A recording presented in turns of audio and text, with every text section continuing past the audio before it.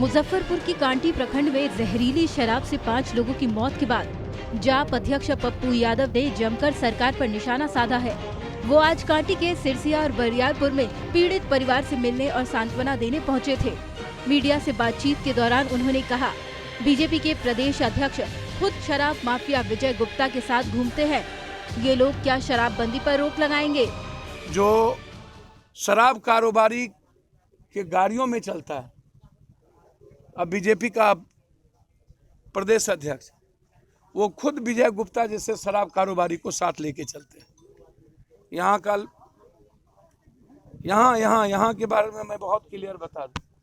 यहाँ के जो जनप्रतिनिधि हैं, चाहे वो सांसद हो चाहे कोई इस इलाके के 2-2 सांसद, सबका इन्वॉल्वेशन है शराब बनवाने और सबको पैसा जाता है शराब का, मंत्रियों को, विधायकों को, सबको। गढ़ हो गया है ये उत्तर बिहार का मुजफ्फरपुर। हर 2 दिनों के बाद, 1 दिनों के बाद लाश ही लाश। इतना लाश हाजीपुर मुजफ्फरपुर में तो लाश आज 3 दिनों से, कभी गोपालगंज, कभी सीवान, कभी बेतिया। और सरकार मस्त है, विपक्ष मस्त है। कोई फार्म हाउस में सो गया चुनाव के बाद और कोई कोवर घर में सो गया। चुनाव खत्म, बिहार की 12 करोड़ जनता।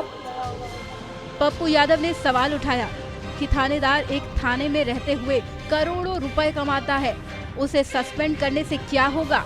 चुनाव में ये शराब परोसेंगे, चुनाव में ये गांजा भांग पार्टनर परोसेंगे, चुनाव में ये कोरेक्स परोसेंगे। नाश कर दिया इन लोगों ने, इसलिए लड़ाई बिल्कुल आर पार की है। आप डीएसपी से लेकर के दरोगा, चौकीदार, दफेदार को डिस्चार्ज करिए, उसको जेल भेजिए, 302 का मुकदमा लगाइए और जनप्रतिनिधि के पूरे संपत्ति की जांच करिए और सत्ता पक्ष विपक्ष के सभी प्रतिनिधियों का ब्लड टेस्ट हो कि ये लोग डेली दारू पीते हैं। सिपाही से लेकर के ऊपर तक डेली टेस्ट हो और किसी भी कीमत पर यदि आपने कानून बनाया है तो सबसे पहले देसी शराब को नष्ट नाबूद करिए।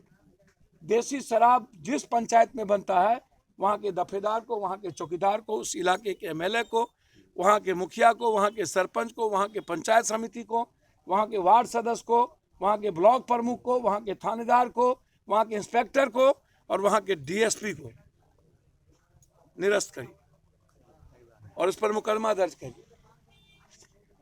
या नहीं तो आप विदेशी इंग्लिश शराब को आपने बंद किया। यदि इंग्लिश शराब भी आप खोलना भी चाहेंगे अब, तो देसी, आप बार बार कहते हैं भैया 6 लाख आदमी को आपने जेल भेज दिया।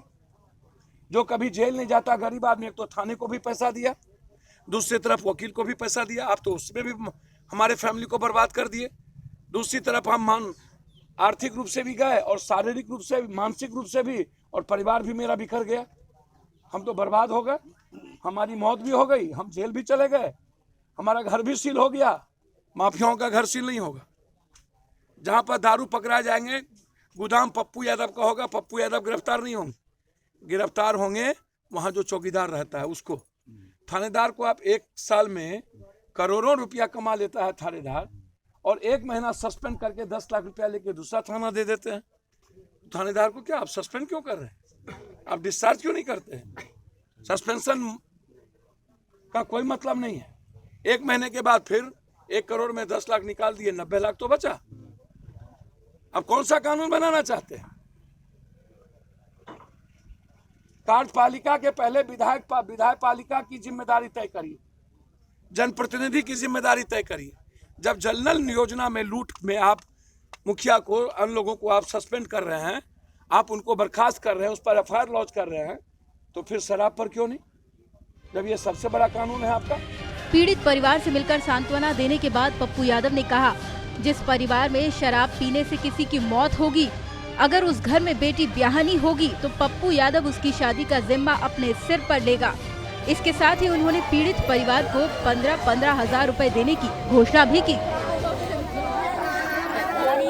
ये निपुंसक कमजोर सरकार, ये बीजेपी के भाजपा अध्यक्ष हमेशा रोना, कभी कहता है कि हमको थानेदार नहीं सुनता है, कभी कहता है अपराध पैदा हो गया, और परसों बोल दिया कि पूरा शराब पदाधिकारी बनाता है। इतना कमजोर और कायर हो तो तुम एमपी क्यों हो? रिजाइन करो ना, छोड़ दो, सरकार से समर्थन वापस लो। नमस्कार, मैं हूं मानक गुप्ता। अगर आपको हमारा ये वीडियो पसंद आया हो तो इसे लाइक और शेयर जरूर करें, और हां, हमें सब्सक्राइब और फॉलो करना ना भूलें ताकि आप देश और दुनिया की कोई खबर मिस ना करें। तो जुड़े रहिए हमारे साथ और देखते रहिए News 24।